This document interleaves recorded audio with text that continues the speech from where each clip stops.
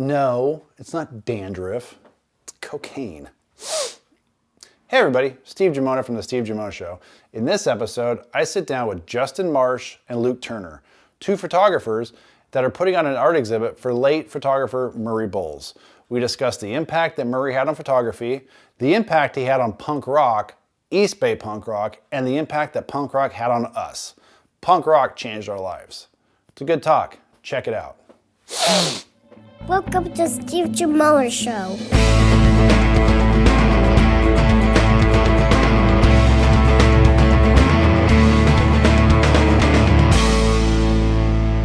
So I know Justin, but I don't know you. So, what would you like to know? Well, I mean, so basically Julio's kind of responsible for this. Yes. I ran into him on my birthday at B-Sides here in Sac.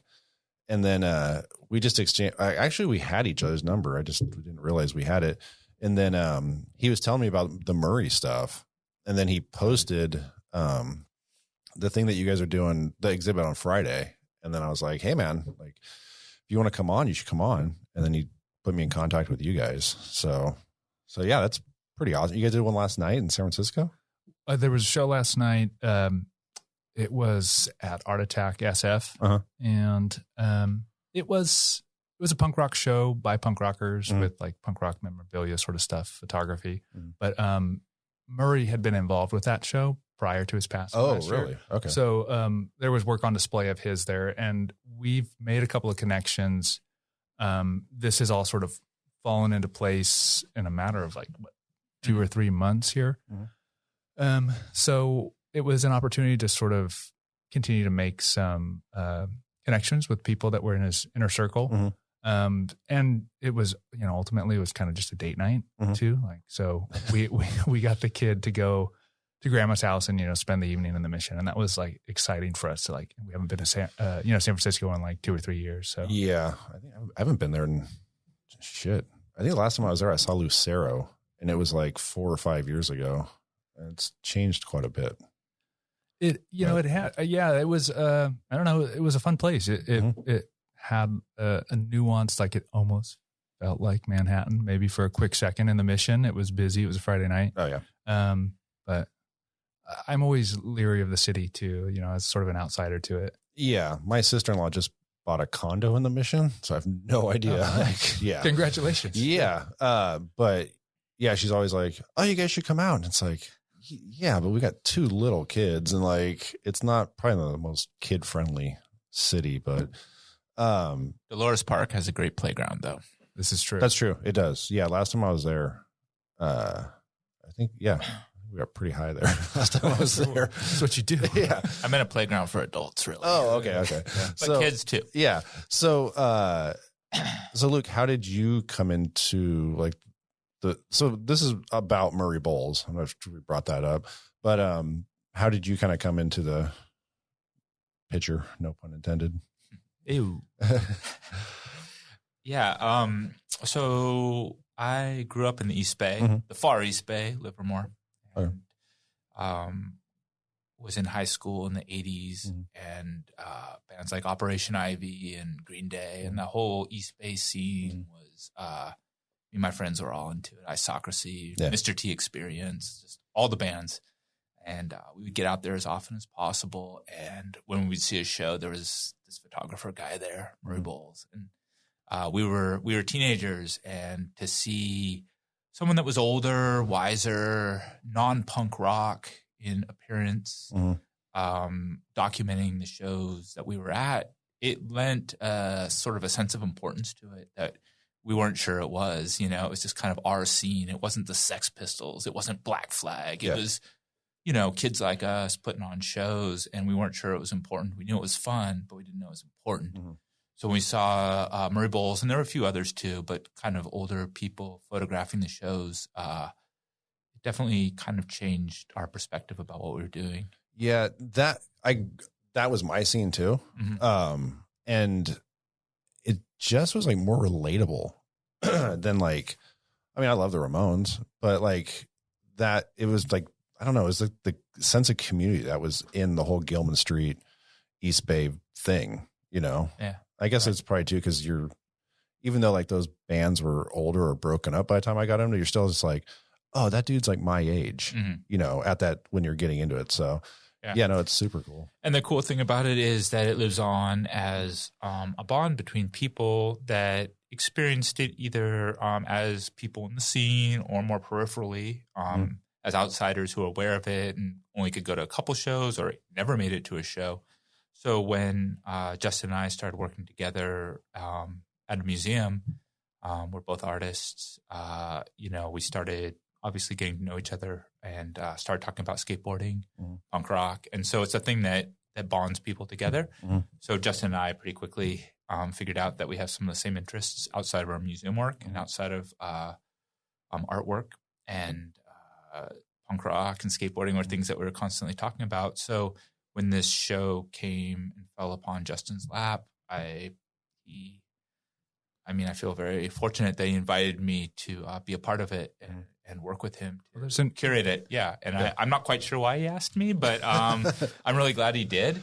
I also have I have an academic photography background. I got an MFA in photography from Cal Arts. Okay. And so my own art practice is photo-based. And I've studied a lot of photo history with people like Alan Sekula and Waleed Beshti. And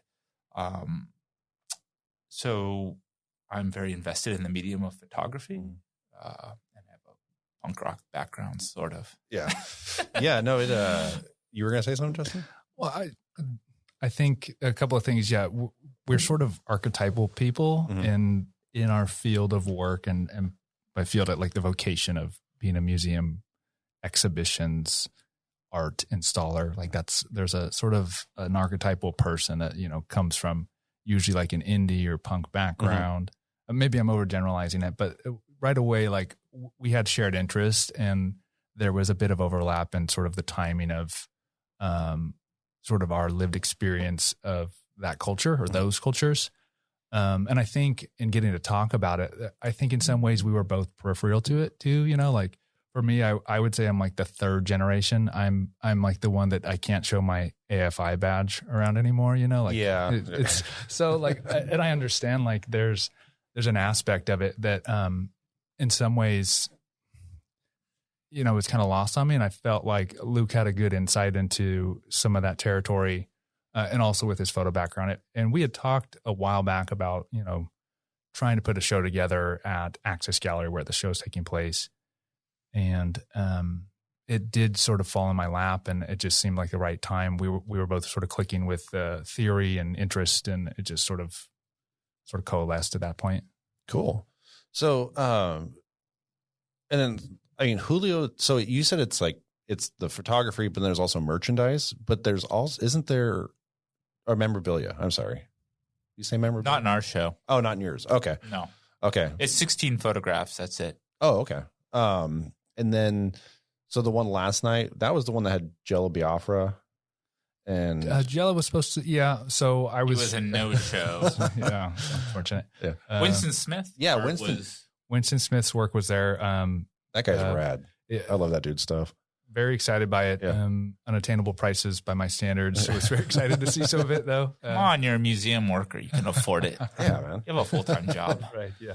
We were interested in buying some artwork, and surprisingly, there were a couple of people there that were from Sacramento. So, it just goes to show, how interconnected the scene or scenes are, and especially sort of getting back to Murray, like his influence on all those regions. He was in the South Bay. He's took up Sacramento here towards the last couple of years of his life, and was clearly sort of a pillar of the Berkeley East Bay scene. Yeah, I didn't even know I obviously knew he passed because I saw it on like the news or on my computer, but like I was on his Instagram page like a few months prior, and I was like, oh, that's awesome. He lives here in Sac, and then he was like always at the Colonial, like taking tons of pictures there, or even like backyard parties, it looked like. It's like, whoa, man, that's rad. That's the rad thing about Murray is I mentioned earlier I felt like I was from the far East Bay, but looking through Murray's archive, I realized that the Bay Area actually extends up here as well, and that he pretty much through his photography transversed from the South Bay through East Bay, San Francisco, up through Sacramento. And so the show that we are putting together has all those geographies. And it really makes the Bay Area seem inclusive of a wider geographic range than one might normally think. There's a lot of debate about what is the Bay Area. Mm-hmm. Does the land have to actually touch the bay? Or I would say it's a cultural space. And Murray Bowles really kind of defines that cultural space as he saw it through underground music in his photographs. Yeah, I was just looking at his pictures last night, and there's so many of them where you're like, holy shit, like I've been seeing that for since like high school. Like there's just these iconic pictures where you're like, wow, that one they're burned into your head. Right. And there's something about that that, only having known Murray through Ryan, he goes, well, I'll call him Julio still. Yeah. Okay. I mean, his alias here. I was so confused by that. You were referring to him as Ryan and Julio, and I just never called him by his name because I wasn't sure what his name was. I mean, and I didn't want to be rude. Known the dude forever, and it's always just been Julio. Yes, it's John Julio. It's his formal calling.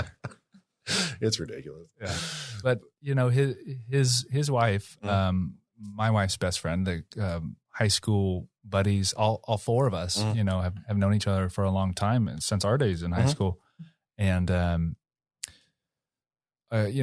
I only knew Murray as Uncle Murray, and my first experience and encounter with him was at one of his shows when he was playing viola with the Shit Kickers, and this was at the Blank Club in San Jose. And then I would see him at the Blank, occasionally, as Luke had mentioned, sort of firing off photographs.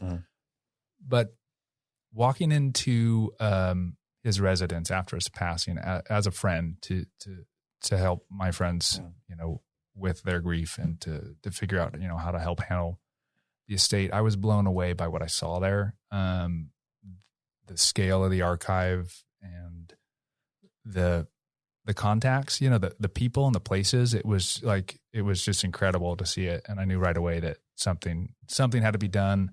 Not only like sort of in perpetuity or, looking at a long plan for where does this go? Where does this cultural archive go? But, also sort of the timing lined up with having an exhibition. And we started to think through ideas, conceptual ideas of how to display photography, display Murray's work, sort of in a new way, in a way to go ahead. Yeah. Sorry, if I could speak to that, because that's exactly what I wanted to talk about, is that Murray produced a huge archive. We looked at like 50,000 negatives. Jeez. In addition to all the digital images. And what the impression that you get is that Murray had a very distinctive, unique photographic approach and process and style that set his photos apart. And so our interest in curating this show was a little bit conventionally, Murray's photographs are used as photojournalism. Yeah, sure. If there's a documentary film being made about the East Bay punk scene, they draw on the archive to show the bands and the people and the spaces to show what was going on at the time. And he was a reliable photojournalist in that way. But I think the argument that we're making in the Access Gallery show is that he wasn't just a photojournalist covering a scene. We are looking for his photographs to be considered within a broader context of photo history and possibly even art history.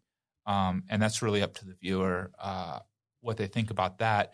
But what makes Murray Bowles unique as a photographer, as a person with a camera, is that he gave himself over, he gave his images over to the energy, the immediacy of what was happening in the space.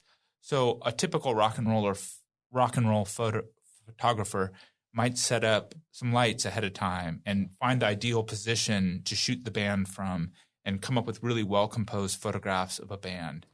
Hey everybody, if you liked what you just heard and you'd like to hear more than just a 14-minute long clip, like and subscribe to Steve Giammona Show. It can be found on YouTube, Spotify, Stitcher, Apple Podcast, and anywhere else you get your podcasts. Thanks again, everybody. Really appreciate it. Okay. Does that work?